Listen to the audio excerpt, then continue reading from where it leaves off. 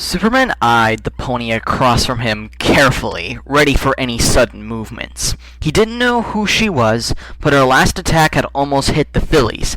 If she tried to endanger their lives, he'd have to bring her down. "I don't know who you are, but if you try something like that again, it won't end well for you," Superman said to her in a calm manner. She looked stunned that he could speak, but quickly resumed her fighting stance. "Step away from the fillies, or I will shoot you again," the pony shot back. Superman didn't move, only brought his arms across his chest and stood with defiance in his eyes. He didn't know who she was, but he did know that she posed a threat to the girls. "Princess Luna, wait! He's—" The words were drowned out by the sound Luna's horn made as she flooded it with power. It crackled and sparked in a vicious manner, causing the three to back up. Superman wasn't worried in the least. As long as he stayed between her and the fillies, they were safe. "Last chance," she warned as she took aim at his S. When Superman didn't move, she attacked. "Ma'am, I don't know what you're trying, but believe me when I say that it won't—" Gah! He yelled out as the spell connected with his chest and took him off his feet, tossing him into a tree. He shook his head, trying to clear the static from his eyes.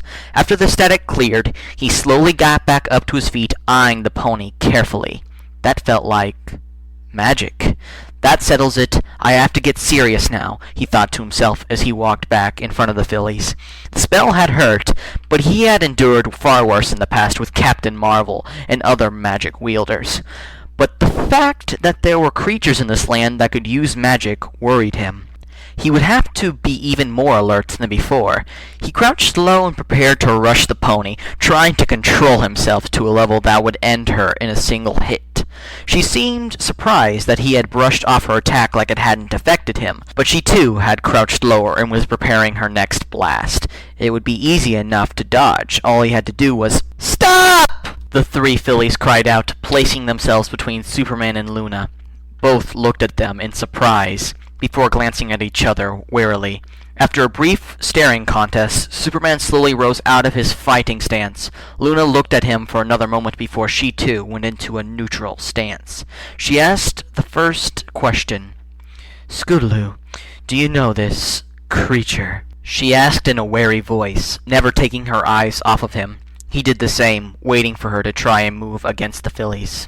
"Yeah, he's Superman. He saved me and my friends twice now." Luna seemed taken aback by this information, glancing at him with a now confused expression.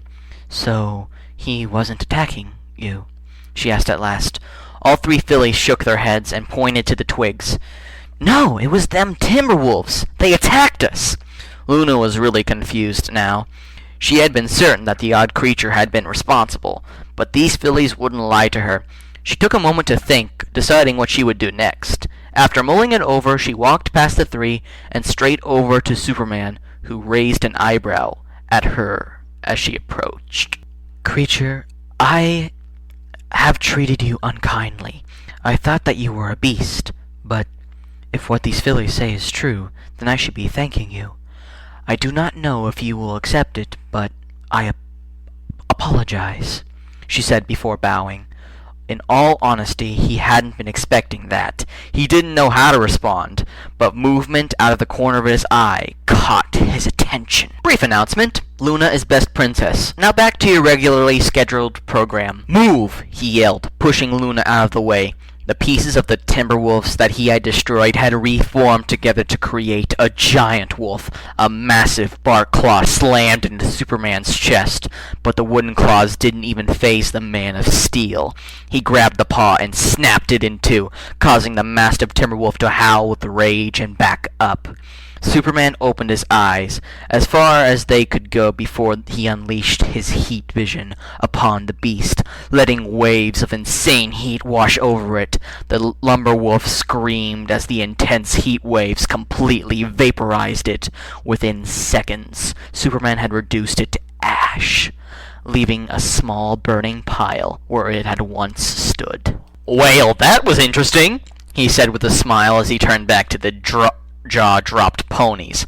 Luna looked back up at him again, but this time with fear in her eyes. She slowly backed up as he advanced until she had backed herself into a tree.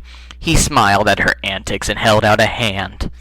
"Apology accepted," he said with another smile. Luna looked from his eyes to his outstretched hand, not sure of what to do. After a moment, she reached out her hoof and placed it in his hand, allowing him to pull her to her hooves. "You're not mad?"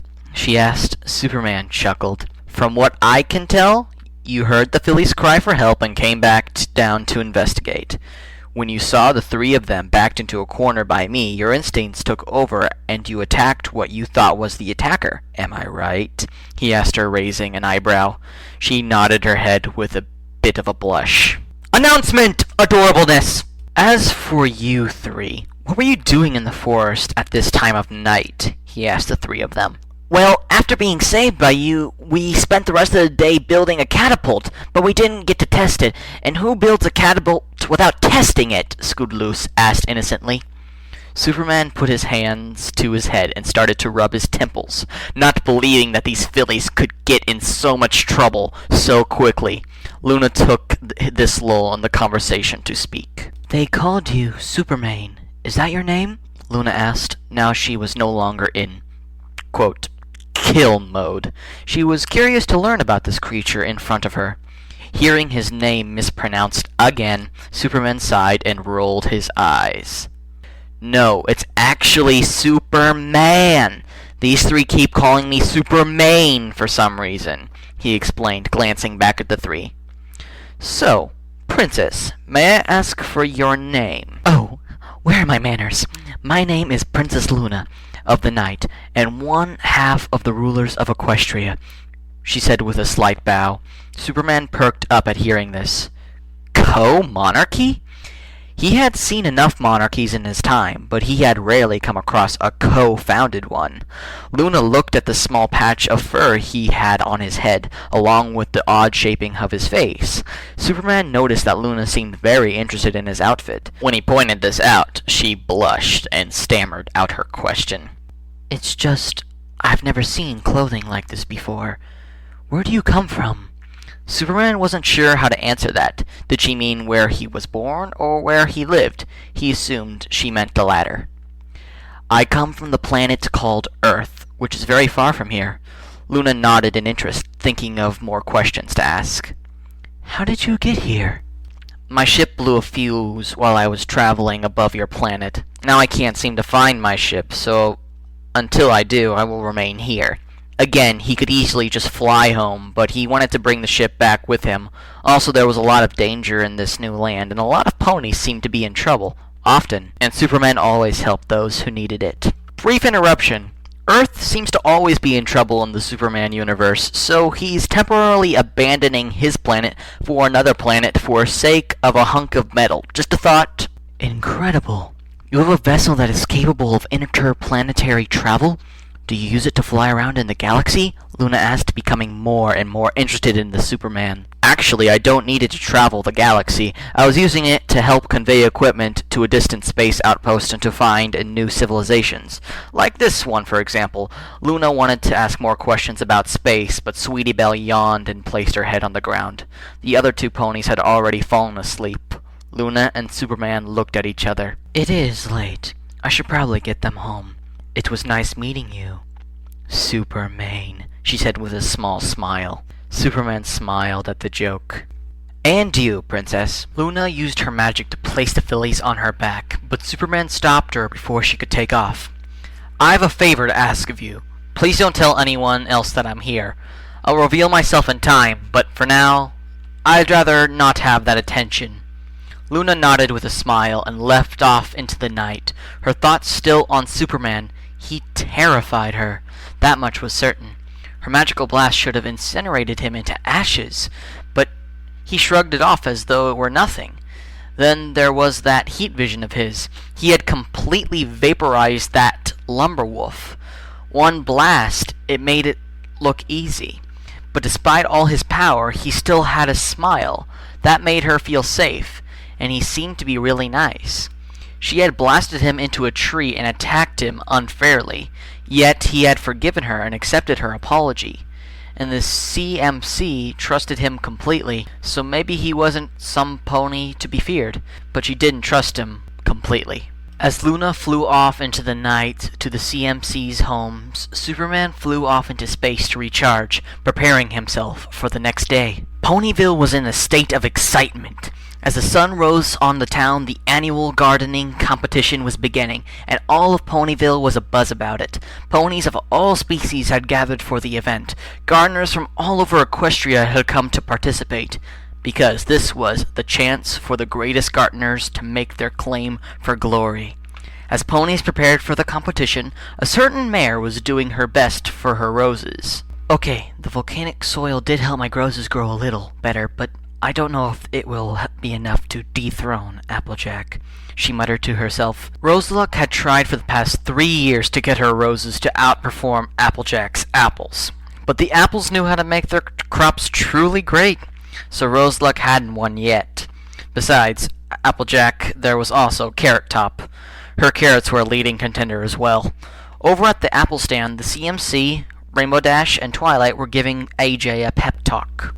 Unbeknownst to the two in the deep, dark parts of the Everfree Forest, a malevolent shadow was walking its way through the forest. The shadow belonged to a power of darkness, bent on ruling the entire land of Equestria. Its immediate goal was to destroy the elements of harmony. It worked its way into the swamp where it searched for the perfect creature with which to attack Ponyville. It sank into the swamp where the beast it was searching for lay sleeping at the bottom. The malevolent shadow flooded its power into the Hydra, completely crushing its will.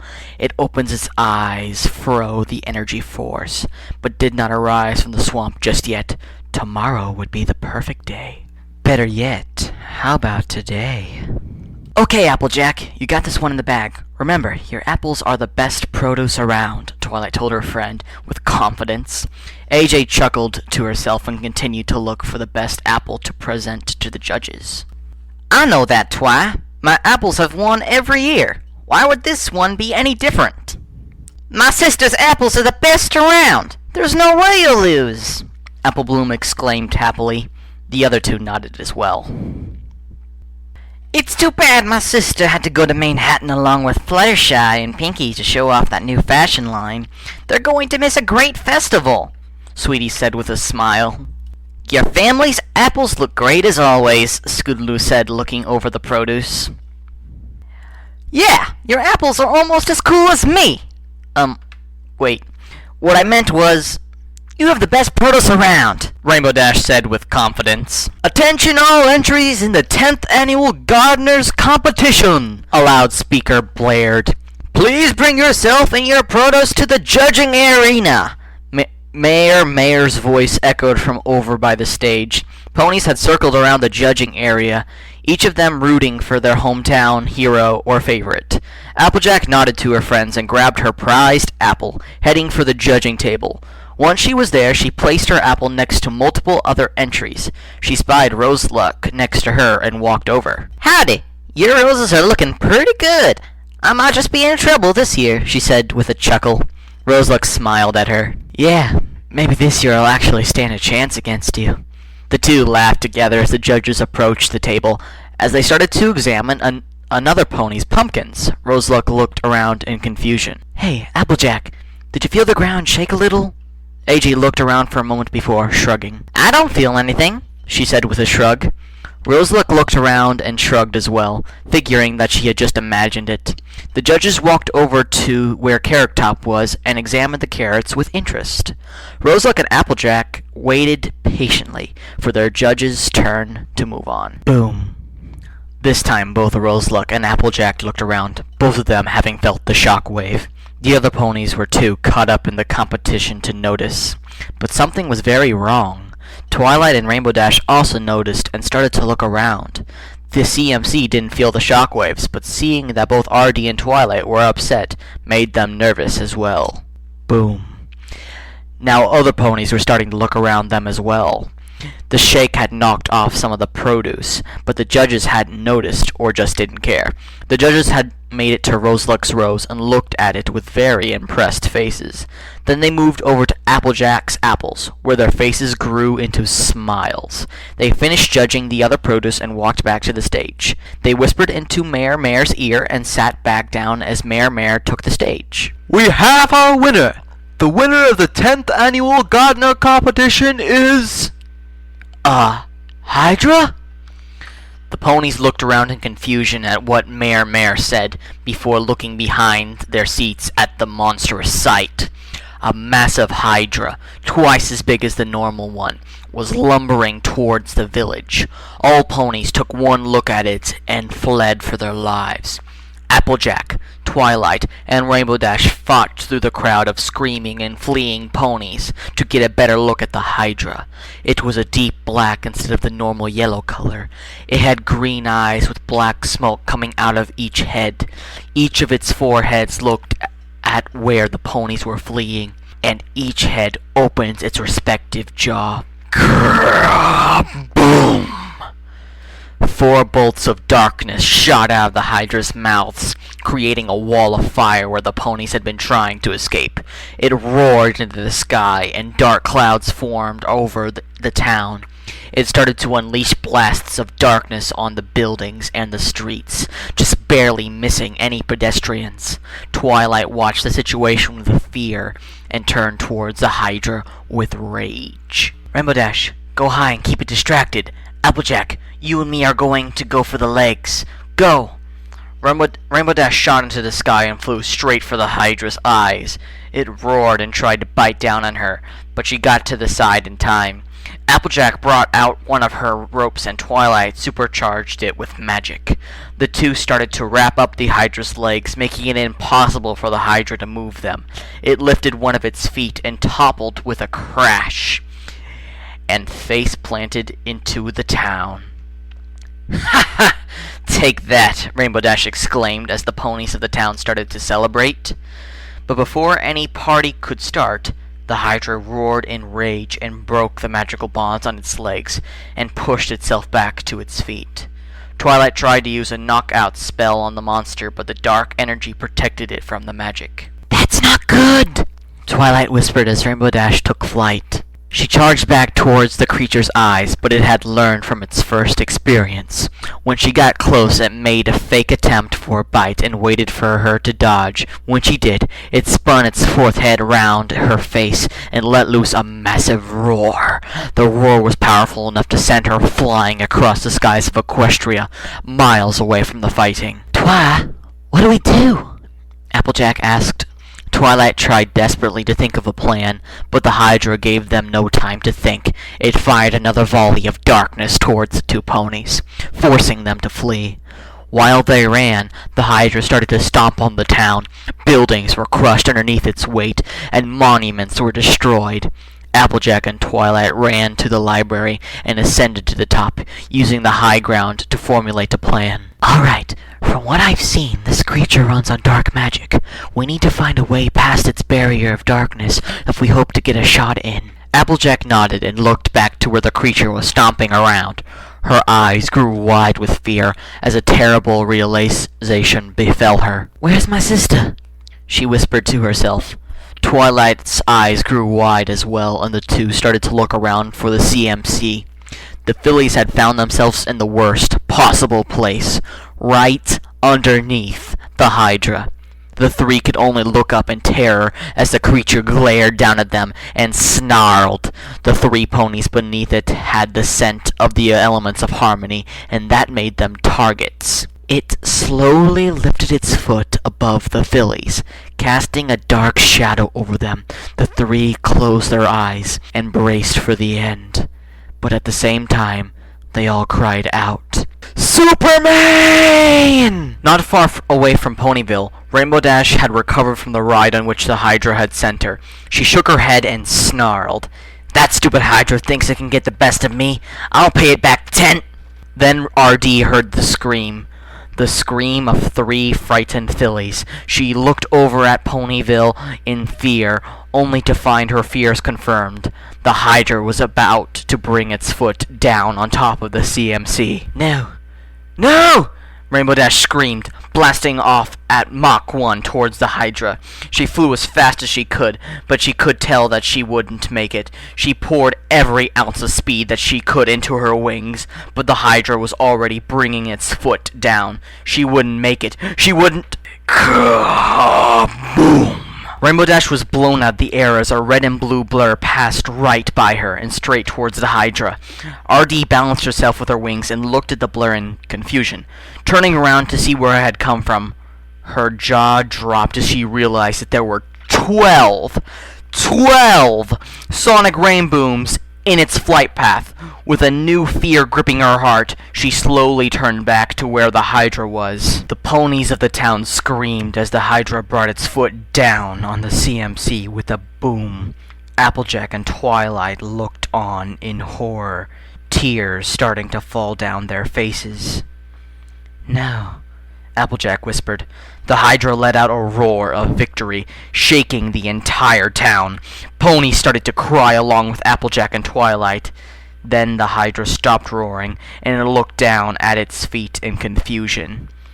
Then, to the shock and horror of every pony there, the Hydra's foot started to rise up. The ground shook as the Hydra tried to press its foot back down, but a force far stronger than the Hydra was now under it. Every pony looked at its foot, trying to see where the CMC had been, and if they were still alive. What was down there under the foot would forever be remembered in pony lore for years to come. A bipedal creature in a blue shirt with a red cape and a large S on its chest was lifting the Hydra's foot with one arm and had a smile on its face. The CMC opened their eyes and looked up, huge smiles growing on their faces as they realized who was there smiling at them. "Like I said, whenever you need me." The CMC's smiles grew almost too huge for their faces to handle as they exclaimed,